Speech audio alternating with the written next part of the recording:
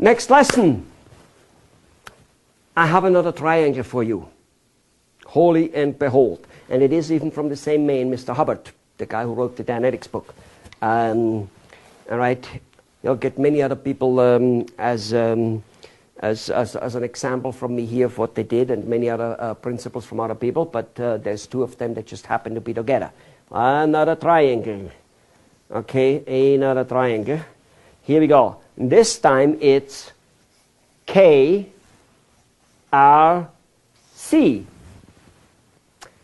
And when I do that in a seminar, I always ask what it means.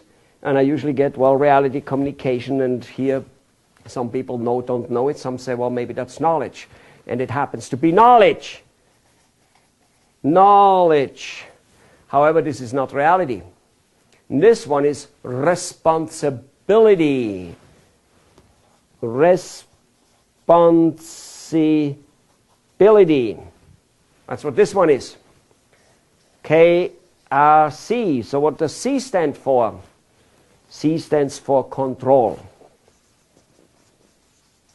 All right. Let me shed some light on here. Again, life, marketing, business, and everything, how this thing works together. In order for you to go through life in any shape and form successful, just in any shape and form, you got to have control. You cannot drive a car without being in control. And you do definitely want the other person to be in control too, the guy with the other car, the bigger car. Oh yeah, control. Can you possibly have control over your car without knowledge on how to drive it? Nope, not possible. You've got to have knowledge to be in control. A sales presentation. You got to know what you are doing. That's called control. And by the way, even though that might not be part of this whole series, in terms of sales, a person who is not in control of the sales presentation, of the communication cycle. Remember before, like anyway, communicating. A person who is not in control of the communication cycle will lose the sales presentation. He will not make a sale, or yes, he will make the sale, but it will be a sale which loses money, or at least doesn't get the money you're supposed to get. All right? Part of the control there would be is the potential client, who is not a client yet, he's a prospect. Always confused by people as my client. Did he give you money? No. Well, then he's not your client. He's a prospect. I don't want to lose my client. Well, wait a minute. Did he give you money? Did you already buy? No. Well, then you can't lose anything you don't have. Anyway, in order to communicate with a person, and guide him through of what's best for him or why your product is good for him, you need to be in control of the communication. You are the one who got to be asking the questions and guiding the question. That's called control. If you constantly only answer your prospects, this is important, but it's not part of this series. If you only answer your prospects' questions, I guarantee you, if you do make a sale, it'll be for little money. By little money, meaning you will sell your product for less money. You got to be in control. A person says, do you have this? Do you have it in red? How much does your machine weigh? How much does it cost? How long is your delivery? If you just keep always giving the answer and then, so to say, shut up and look at him, nothing's going to happen. Yeah? Somebody asks me, well, how long is your delivery? I would right away say, well, Mr. Prospect, when do you need it delivered? See? Controlling. Okay? So that's controlling the conversation. But that's not about this. Overall, we've got to be in control. How can you market if you don't know how to market? Can you be in control of attracting as many prospects as you possibly could attract if you do not know how to market? You can't. You can't. Can you fix a machine if you don't know how to fix it? You can't. What will give you the knowledge. Some teachers, some whatever, yeah, sure. But it will be your responsibility to get the knowledge. And this is where most of us are missing. The responsibility to get the knowledge needed for knowing what we need to know. Now let me elaborate on that a little bit.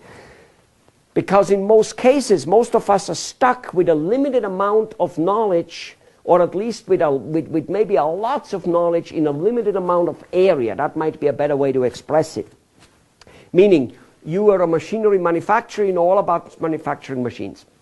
And you know a tiny bit about other little things. And you know all about, let's say you make a lots of money and you do well.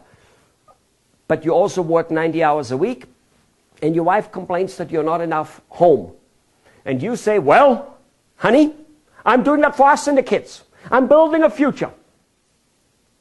And you're right, of course you're right. And she knows that. But here's the problem. It is your irresponsibility, basically your lack of responsibility, that you find out and seek knowledges which would make it able for you to make as much money as you make, to have as good as a product as you have, to run as good as a company, if not better than you have now, while being home with your family much, much more. That's what it is. Yeah. It is our responsibility to get the knowledge we need so that we can be in control. And if that is out, we are screwed. And it is out with most of us to a high degree.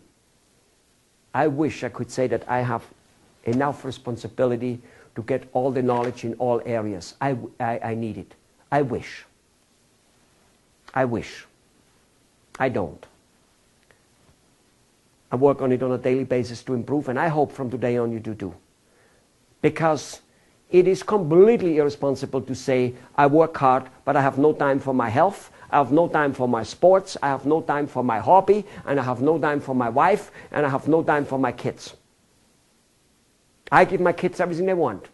They're going to have 50 lakh ruby a month coming in. They're going to have $50,000 a month coming in. They got everything they want. What else can I do? Be responsible enough to get the knowledge that you can be with them. Because most of the kids and most of the wives, yes, they don't mind the money you make, of course not, and it's fine. But that's not 100% what they bargained for. They want you. You want to do other things. No matter how much you like your profession, no matter how much you like your job. I love my one a lot. I've had several in my life, and I love them all. 15 years in the hotel business around the world, learning languages, learning people. I loved it. My consulting business for 20 years. I love it. But that does not mean I don't also like to do other things. For instance, for me, my company in the United States is running more or less well enough for me to be able to do what I want to do, such as go to new countries, to different countries like India, like Taiwan, and do business there. Go and dabble a little bit in real estate, which sometimes goes well and sometimes doesn't go so well. When there's such a thing like an influx of, some type of volcano erupting and the whole real estate business crashes. Could and should I have known about it? I suppose so. But either way, my point is, on an average, when my wife says, Mom wants to see us, I can go. Because I, on an average, had enough responsibility to build my company in a way that I'm not needed there on an average. At least I can go for days and weeks at a time and can pursue my own goal. Most of the time my goals have to do with some type of work, have to do with spending time with my wife a little bit. But whatever they are, on an average I can do them, and that is responsibility. So, if you only want to bang your head against the way you market your business now, the way you sell your business now, and if you want to only think of like increasing the closing ratio, because people, more people want to buy or should buy from the ones you talk to, or they should buy at slightly higher prices, and then your problems would be solved because you have all this, people pushing down your price. We all have that. All in all professions, in all countries, and some countries and some cultures maybe to do it more. You created it either way. You can get out of it by having more prospects asking for your product and services, and then you don't need to give in the price because you have so many asking for it. But it takes responsibility to learn that. And I might add, you're of course well on the way, otherwise you wouldn't already listen to this tape. I just hope that you continue so, because there's a tremendous amount more, not just in this tape series. This is only the beginning. After that you need to actually go into the doing. It's one thing to learn how to ski on a theoretical level. It's another thing to ski down that hill. It's one thing to learn in school how to fix and repair and build a machine, or how to be an MBA student and how to run a business. It's a whole different one to then go out and run that business with all the obstacles thrown in your way. But keep in mind, no obstacle, no medal. We wouldn't be loving winning so much if there would be no obstacles. All right, I'm going to get into that more. Ladies and gentlemen, you've got to take responsibility to learn enough knowledge so that the areas which right now don't go quite as well as they should and could, that they can get fixed. And in many cases you don't know which that area is.